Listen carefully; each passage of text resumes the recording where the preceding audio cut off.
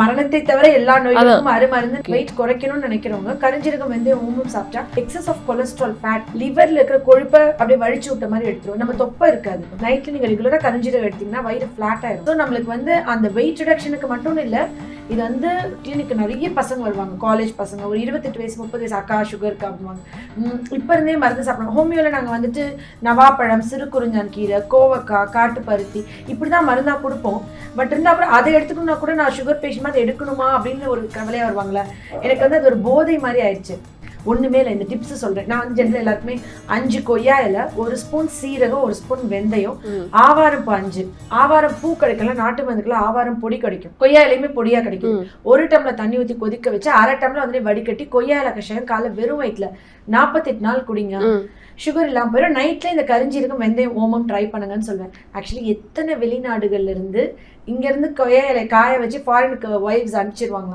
அங்கிருந்து வருவாங்க, நான் அதை குடிச்சேன், இன்னைக்கு வரைக்கும் எனக்கு திருப்பி சுகரே வரல, 10 வருஷமா நான் நல்லா இருக்கேன்னு என்ன சொல்லும் போது எனக்கு மருந்து கொடுத்து ஒரு வியாதியை குணம் பண்றதை விட நம்மளை சுத்தி இருக்கிற விஷயங்கள்ல நான் தீர்வு கொடுக்கறது ஏன் இவ்வளோ எனக்கு ஒரு விஷயமா இருக்குன்னா, ஏன் நம்மளை சுத்தி எல்லா வரங்களும் நம்ம கிட்ட இருக்கு. அறியாமை என்ற இருள் இருக்கு.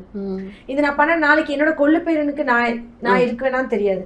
ஆனா இந்த டிப்ஸ் இருக்கும், இந்த வீடியோ இருக்கும், நம்ம பதிவு பண்ண இந்த விஷயங்கள் இருக்கும். அப்போ ஒரு தலைமுறையை காப்பாற்றின எவ்வளவு பெரிய பொறுப்பு, எவ்வளவு ஒரு நல்ல விஷயம் நம்ம செஞ்சிருக்கோம். அந்த நிறைவு எதுலையுமே கிடைக்காதுல்ல.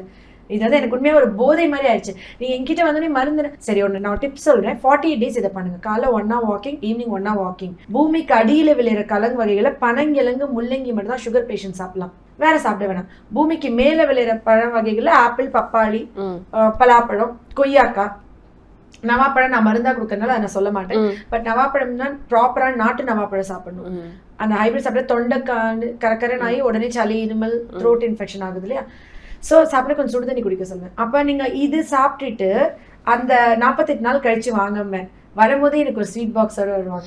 என்ன அக்கா சுகர் சுத்தமா குறைஞ்சிருச்சு, சுகரே இல்லை, வாக்கிங், எக்ஸசைஸ். ஏன்னா நம்ம கொய்யா இலை மிச்சதெல்லாம் கூட இன்சுலின் செக்ரீஷனை தான் இது பண்ணுது, சுகர் லெவலை தான் குறைக்குதுன்னா இது டைரக்டா போய் கணையத்துல ஆட் பண்ணி இன்சுலினை சுரக்க வைக்குது. கிளாண்டுலர் ரெமெடின்னு சொல்லலாம். இது ஒவ்வொரு கிளாண்ட்லயும் ஆக்ட் பண்ணுது. நம்மளோட டெஸ்டிஸ் ஒரு கிளாண்டு, ஓவரி ஒரு கிளாண்ட், கணையம் ஒரு கிளாண்ட், தைராய்டு ஒரு கிளாண்ட், லிவர் ஒரு லார்ஜஸ்ட் ஆர்கன். லிவரை கம்ப்ளீட்டா டிடாக்ஸ் பண்ணுது.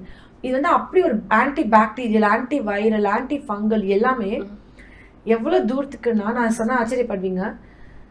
ஆக்சுவலி பிரமிட்ஸ்ல மம்மிஃபை பண்ணும்போது நிறைய ராஜாக்களுடைய பிரமிட்ஸ்ல கருஞ்சீரகத்தை போட்டு பாடியை புதைச்சிருக்காங்க.